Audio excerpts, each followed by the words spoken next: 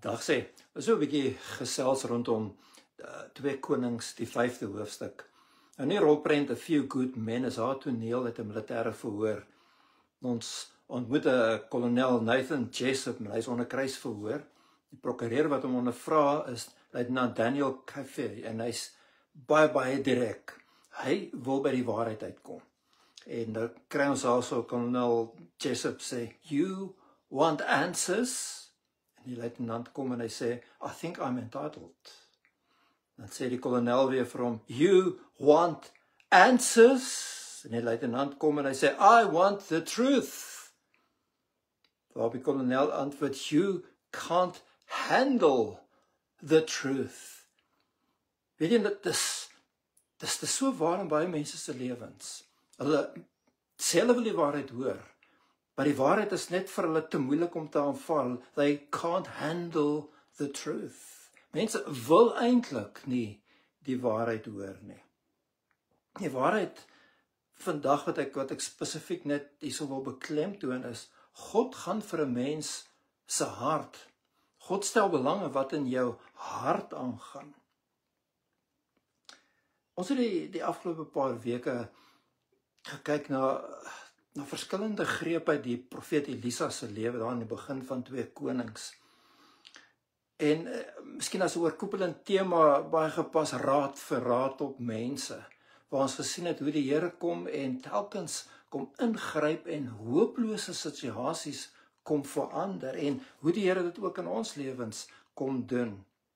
Daar's raad vir raad op mense, en dit is jy moet by die Here uitkom vir daardie ingryping in jou omstandighede. Ons het by Elisa gesien, jy weet, daar's 'n weduwee wat nie haar skuld kan betaal nie, en dan kom die Here en hy vermeerder olie meer en meer, totdat sy alle skuld kan betaal. As 'n kinderlose egpaar, en die onmoontlike gebeur, hulle kry 'n klein seentjie. Dan sien ons weer, hierdie seentjie gaan dood, en Elisa wek hom op uit die dood. Daar's weer 'n ander insident waar die kos so sleg was dat niemand dit kon eet nie, en Elisa maak die kos eetbaar. Dan is daar weer so groot hongersnood, en die Here kom en binne 1 nag omskep hy die hongersnood sodat daar genoeg kos is vir almal.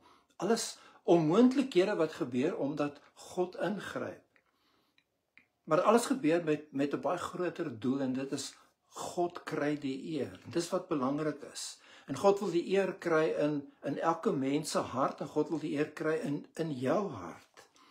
Jy sien, as die hart verkeerd is, as 'n fout is in jou hart, God gaan vir die hart, gaan God op die hart fokus.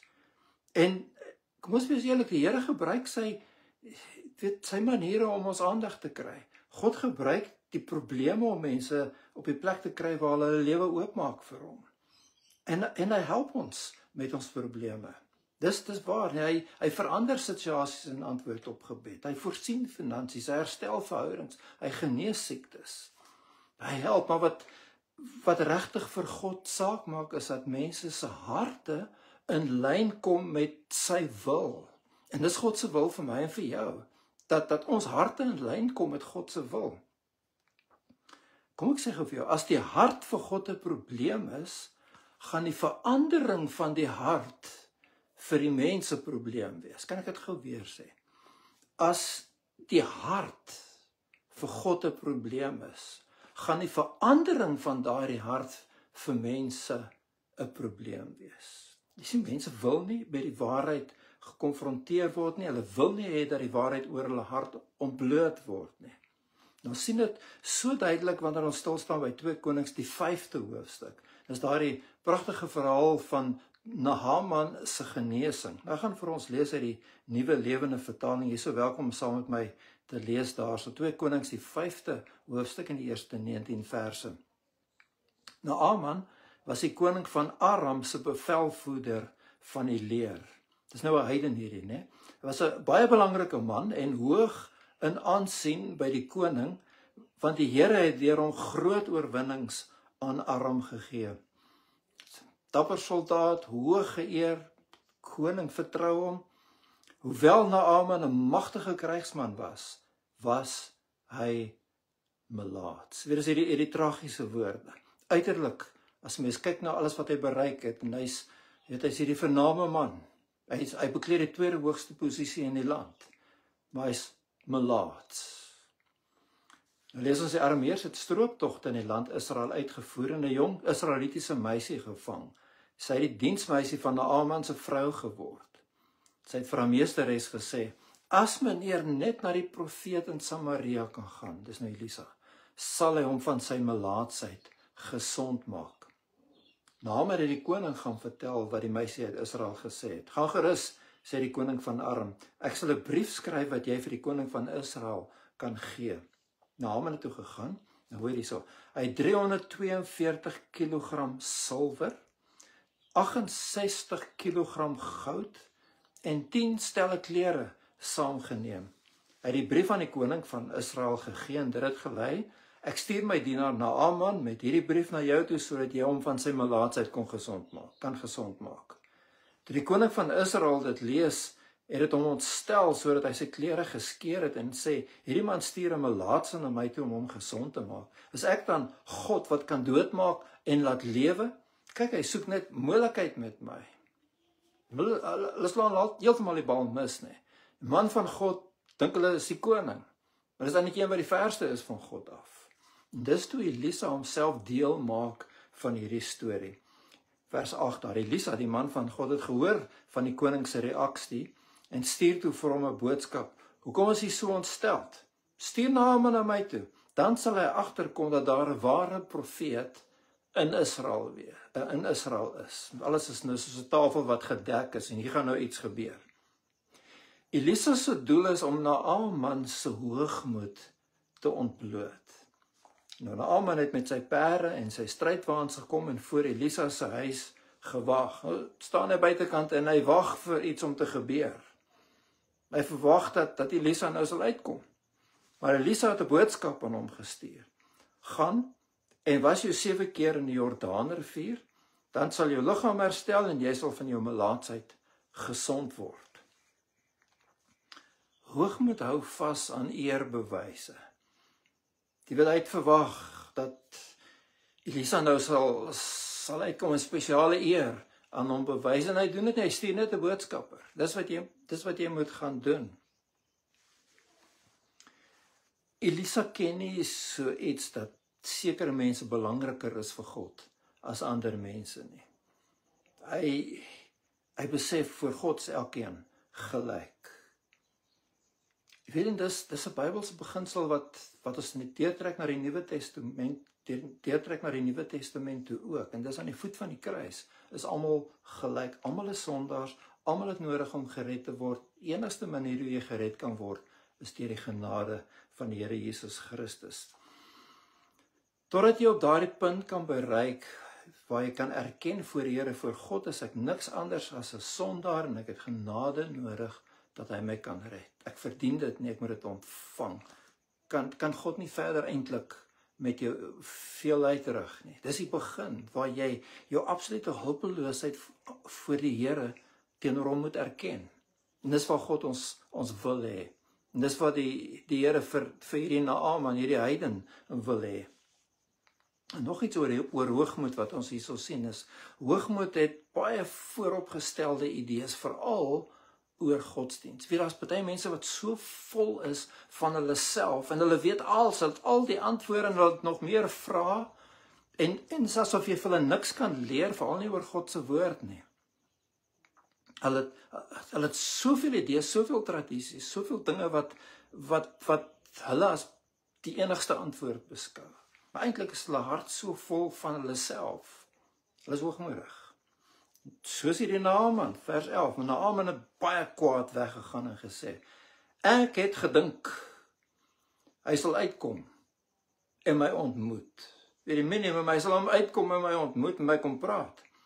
Maar meer, ek het verwag dat hy sy hand oor die melaatsheid sou waai en die naam van die Here sy God aanroep en so vir my gesond maak. Jy sien, hy het 'n baie spesifieke godsdienstige idee gehad van hoe hierdie ding dan nou moet gebeur. Godsdienst gaan oor rituele, het gaan oor uiterlike dinge wat ander mense moet doen, miskien wat jy moet doen, gaan nooit oor die hart nie. Godsdienst gaan nie oor die hart nie, godsdienst gaan oor gebruike, oor allerlei goed wat jy glo en wat jy doen, maar daardie intieme verhouding met God, dis nie daarso nie. God, kan ek baie duidelik sê, stel nie belang in enigiets wat nie uit die hart uitkom nie. Jy kan so godsdienstig wees en so betrokke by jou kerk, jy kan so 'n goeie mens wees en so betrokke in jou gemeenskap, maar as dit nie kom uit 'n hart wat hierdie verhouding het met God, 'n hart wat vol liefde is, wat God vir jou gee, en daarom reik jy uit na mense, daarom is jy betrokke in jou kerk, daarom is jy betrokke in jou gemeenskap. As dit nie uit die hart uitkom, 'n hart vol van liefde nie, beteken dit vir God niks nie. Jy mag dink is belangrik, vir God is dit niks nie. Godsdienstige tradisies hou mense weg van God af. Dit is 'n soort van hulle gewete van ek is mos 'n goeie mens. En hulle kom net by daai punt uit waar hulle besef, maar ek is soos 'n melaatse voor God, totaal en al hulpeloos. Ek wil vir jou sê, skuif al jou godsdienstige oortuigings, alles wat jy glo, alles wat so belangrik vir jou is, eenkant vir 'n oomblik en vra vir jouself, wat sê God se woord? Nie, wat sê my kerk? Nie wat staan in die belydenisgeskrifte van wat ook al jy dan nou, wat 'n kerk en godsdienstgroep jy ook al is nie. Wat sê God se woord? Jy sal dalk verbaas wees. Jy kan nie kom wegkruip uit wat ander mense vir jou geleer het en wat die kerk vir jou geleer het nie. Wat sê God se woord vir jou? Niks anders maak saak nie. Niemand anders maak saak nie. 'n ander ding van hoogmoed is hoogmoed neem gou aanstoot. As jy dinge nie aanpas by jou verwagtings nie, dan neem jy aanstoot. So deur hoeveel jare se bediening het ek dit soveel keer gesien. Mense het hulle eie idees van hoe dinge moet gaan in die kerk. En jy weet, as dit nie so gaan, dan neem hulle aanstoot. Dit geld eintlik ander areas van die lewe ook. En dis maar net weer 'n uiting van mense se hoogmoed daar. Jy weet, iets moet gebeur soos ek dit wil hê, en as dit nie gebeur soos ek dit wil hê nie, dan's almal verkeerd, behalwe ek. Hoor hierdie Naaman, vers 12, is die Abana en Parpar van Damaskus nie beter riviere as al die riviere van Israel saam nie? Hoekom kan ek my nie een van hulle gaan was en so gesond word nie? Naaman het toe omgedraai en in woede weggegaan. Jy kan weggaan. Jy kan jou rug draai op wat die Here sê, maar dit verander nie wat die Here sê nie. Dit is nie wat jy dink nie. Dit is nie wat mense dink nie. Dit is wat God dink wat saak maak. Wat belangrik is jy besig om te doen wat die Here sê jy moet doen. Nou kom die Here Jesus in Johannes 3 vers 36. Wie aanhou glo in die Seun, het nou reeds die ewige lewe. Wie egter aan die Seun ongehoorsaam is, sal die lewe nie ervaar nie, maar die oordeel van God rus op hom. Maak met daai vers wat jy ook al wil. Daar is baie duidelik, God verwag van jou dat jy glo in Jesus Christus as verlosser, en dan kry jy die ewige lewe. En God verwag van jou, as jy dit nie doen nie, die teenoorgestelde is, jy is ongehoorsaam aan die Seun. Jy doen nie wat hy wil hê nie. En dan so duidelik die oordeel van God rus op jou. Jesus vra in Lukas 6 vers 46, en jy sien, Jesus het baie ongemaklike vrae gevra, nee. Waarom noem jy my dan Here? Waarom noem julle my dan Here, as julle nie aan my gehoorsaam is nie? Nou, ek wonder net in hierdie Sondag, hoeveel mense het geheer, Here, sonder dat hulle gehoorsaam is aan die Here. Jesus waarsku in Matteus 7 vers 21, nie almal wat vir my sê, Here, Here, sal in die koninkryk van God ingaan nie, wat die deurslag sal gee, is of hulle aan my hemelse Vader gehoorsaam was. Hoogmoed is verset teen God se wil, 'n weier om God se wil te gehoorsaam. Nog 'n ander ding wat ek hierso wil beklemtoon is die waarheid verander nie omdat iemand 'n probleem het daarmee nie. Kan ek gou weer sê, dink 'n bietjie saam met my. Die waarheid verander nie omdat iemand 'n probleem het daarmee nie. Ons lees in Johannes 6 vers 60 en dan 66 en 67. Toe baie van Jesus se disippels dit hoor, wat hy gesê het, het hulle gesê, hierdie boodskap is te kras, wie kan daarna luister? Hieroor het baie van Jesus se disippels teruggegaan na hulle vroeëre lewe en nie meer saam met hom die pad geloop nie. Toe sê Jesus vir die 12, wil julle nie ook weggaan nie? Ek weet baie keer, as ek so dink deur die jare aan my belewenis van die kerk, is ons amper behep om mense te behou ten alle koste. Dit ons wil nie aanstoot gee nie. Ons is bereid om die hele tyd veranderings te maak. Dit was nou maar my ervaring gewees deur die jare in die bediening. Mense wil soveel as moontlik mense pamperlang, mense akkommodeer. Maar eintlik kom 'n mens op 'n punt wat jy besef, weet dit, dat daar's dinge wat nie kan verander nie. En dis 'n geval van mense moet dit aanvaar, of hulle verwerp dit en hulle draai hulle rug op Jesus. Jesus het nie agterna gehardloop en vir hulle gesê, wil julle nie asseblief net nog 'n keer dink oor hierdie ding nie? Jy weet, julle loop nou weg van my, en hy laat laat gaan. Hy gaan nie na sy eie 12 disippels en hy vra vir hulle, wil julle nie ook weggaan nie? En hulle was wys genoeg om te kon sê, Here, U is die enigste een waar ons die waarheid kry. Ons sien God vra 'n hart wat 100% gehoorsaam is aan sy woord. Was nie 'n middelpad nie. En Naaman wou eers hom nie gaan was in die Jordaan nie, maar gelukkig vir hom oorreed sy diensknegte hom. Vers 13, maar sy amptenaar het probeer om hom te oortuig en gesê, meneer, as die profeet gesê het dat hy een of ander moeilike ding moes doen, sou hy dit nie gedoen het nie? Hoeveel te meer nou dat hy sê, gaan en was jou en jy sal gesond word. Naaman het toe afgegaan na die Jordaanrivier toe en hom 7 keer in die rivier gewas, soos die man van God hom beveel het. Toe word sy vel gesond soos die van 'n jong seuns en hy was volkome genees. En hier is 'n baie mooi ding wat nou hierso volg. 'n Hart wat deur God verander is, begeer om God in alles, selfs in die fynste detail, te gehoorsaam. Om God te eer, maak nie saak wat plaasvind nie. Nou hoor wat sê hierdie Naaman. Onmiddellik besef hy die implikasies van sy nuwe geloof. Naaman en sy hele gevolg gaan toe terug na die man van God toe. Hy het voor hom gestaan en gesê, nou weet ek dat daar geen God in die hele wêreld is nie, behalwe in Israel. Aanvaar asseblief my geskenk. Is nou al daai goud en die silwer en die 10 stelle klere. Maar Elisa antwoord hom, so seker as die Here leef, hy vir wie ek dien, ek sal geen geskenke aanvaar nie. Naaman het daarop aangedring dat hy die geskenke aanvaar, maar Elisa het geweier. Naaman sê toe, as jy dit nie wil neem nie, sal jy my toelaat dat ek 2 myl vragte grond kry om saam te vat. Baie interessant, hy wil, is amper asof hy wil heilige grond saamvat na Damaskus toe, sodat hy, ek weet nie wat hy daarmee wou gedoen het nie, soort van 'n altaar of iets gebou het, die grond daar uitgegooi het om hom te laat voel, hy's op heilige grond, ek weet nie. Maar dit is asof hy iets wil doen. Hy sê van nou af sal ek nooit weer brandoffers of ander offers aan enige God bring nie as net aan die Here. Maar mag die Here my vergewe ten opsigte van hierdie een ding. Hy sê daar's een area waar ek 'n probleem het. Wanneer my Heer die koning ingaan in die tempel van die God Rimmon, om daar te aanbid en op my arm leun, mag die Here my vergewe wanneer ek ook moet buig in die tempel van Rimmon. Sien onmiddellik hy besef, maar as ek glo, as ek hierdie God van Israel dien, dan beteken dit daar's dinge wat ek nie meer kan doen nie.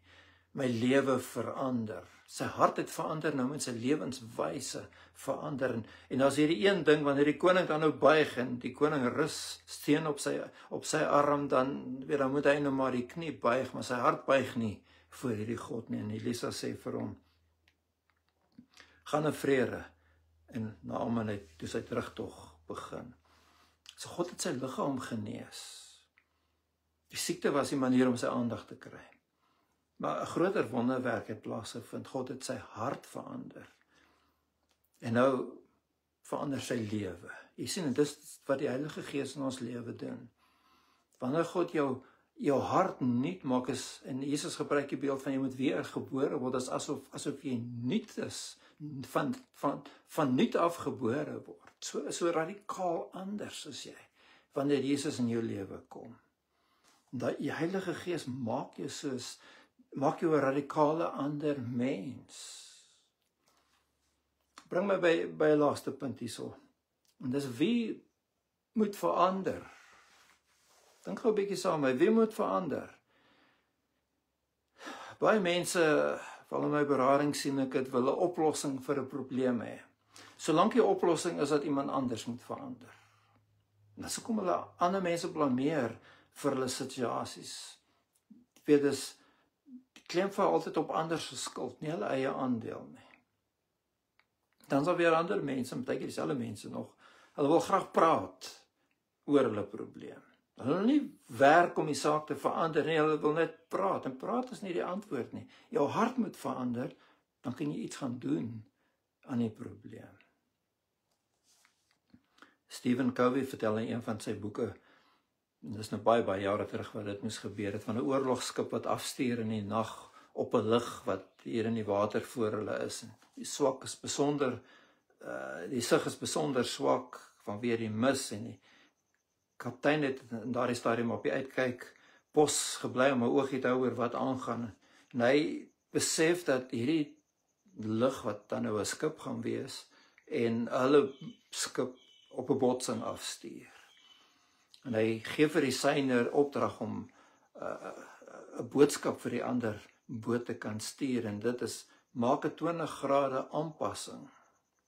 Die boodskap kom terug, ek beveel jou om 'n 20 grade aanpassing te maak. Kyk, en dit sê ons nou nie vir die kaptein van 'n oorlogskip nie. En hy antwoord, dis die kaptein wat praat, verander rigting met 20 grade.